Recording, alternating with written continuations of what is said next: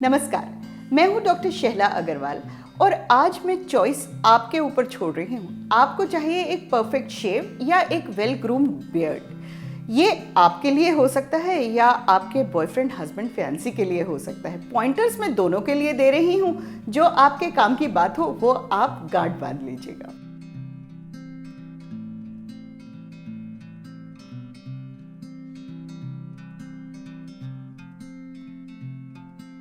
Facial hair care main की रोज़ की grooming का, रोज़ के एक रूटीन का बहुत ही अहम हिस्सा है।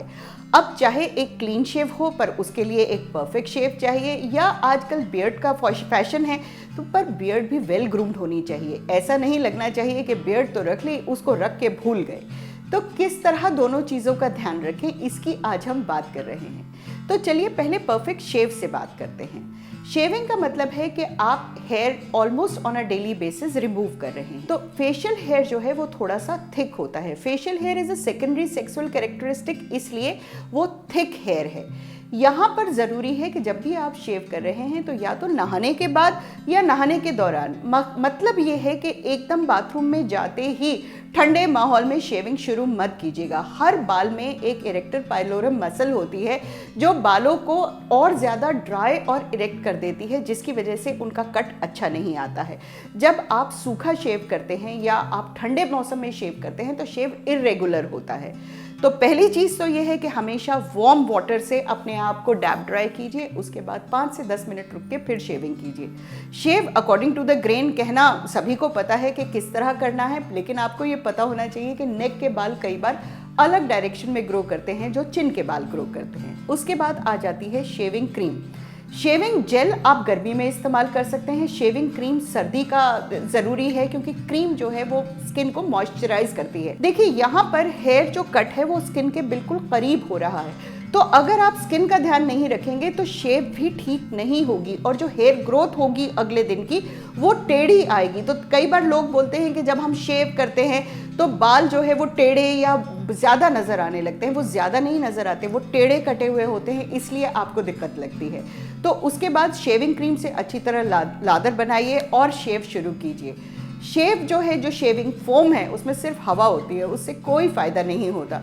तो या तो आप शेविंग क्रीम इस्तेमाल कर रहे हैं या शेविंग जेल इस्तेमाल कर रहे हैं। अगर आप हेयर कंडीशनर लगा के भी शेव करेंगे वो भी एक अच्छा तरीका है, बिकॉज उससे स्किन मॉइस्चराइज हो जाती है। जब शेव शुरू की तो आजकल तो एक से बढ़कर एक जो है वो शेविंग ब्लेड्स आ रहे हैं, ट्रिपल ब्लेड, डबल ब्लेड, पर सबसे अच्छा जो काम करता है वो करता है सिंगल ब्लेड, क्योंकि सिंगल ब्लेड इतना ही कट करता है जितना ज़रूरी है। अगर आप स्किन के बहुत करीब कट करेंगे तो स्किन में इरिटेशन होने के चांसेस बढ़ जाते हैं। उसके अलावा एक चीज़ जो आजकल बहुत कॉमन है वो है ड्राई शेविंग। ठीक है, कभी कभी पार्टी में जा रहे हैं, ड्राई शेव की ज़रूरत है, कर लीजिए, लेकिन उसको रेगुलर अपनी हैबिट नहीं बनाइए। और शेव करने के बाद फिर आपको लगानी है शेविंग क्रीम। यहाँ पर एस्ट्रिंजेंट जो है, काफ़ी लोग शेविंग वो एक तरह से आफ्टर शेव लोशन लगाते हैं, लेकिन वो एक एस्ट्रिंजेंट होता है। तो गर्मी और सर्दी में जिस तरह हम स्किन केयर को चेंज करते हैं उसी तरह शेविंग केयर भी चेंज होनी चाहिए।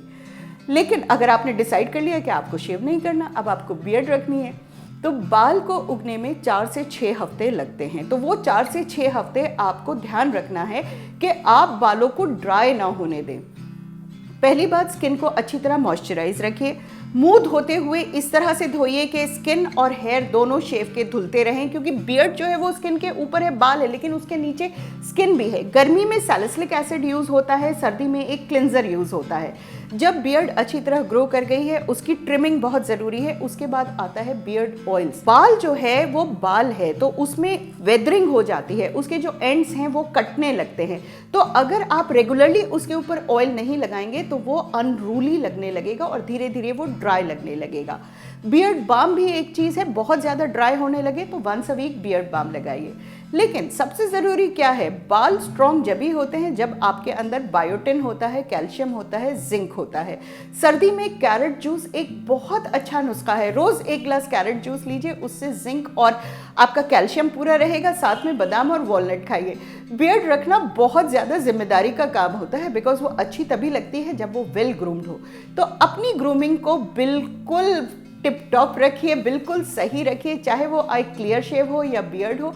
अपना ध्यान रखिए। विंटर में अपना ध्यान रखना और भी ज़रूरी हो जाता है। हमारी इम्यूनिटी थोड़ी सी लो रहती है, तो हमें अंदर से भी अपने आप को स्ट्रॉन्ग करना होता है। बाल जो है वो आपकी सेहत का आईना है, तो अपने बालों को ग्लो रखेंगे तो बाकी सब कुछ ठीक रहेगा। लेट्स अप को डाउनलोड कीजिए। कुछ भी सवाल दिमाग में आता है हम तक ज़रूर लिख के भेजिए, हम कोशिश करेंगे उसका जवाब आप तक पहुँचाएं।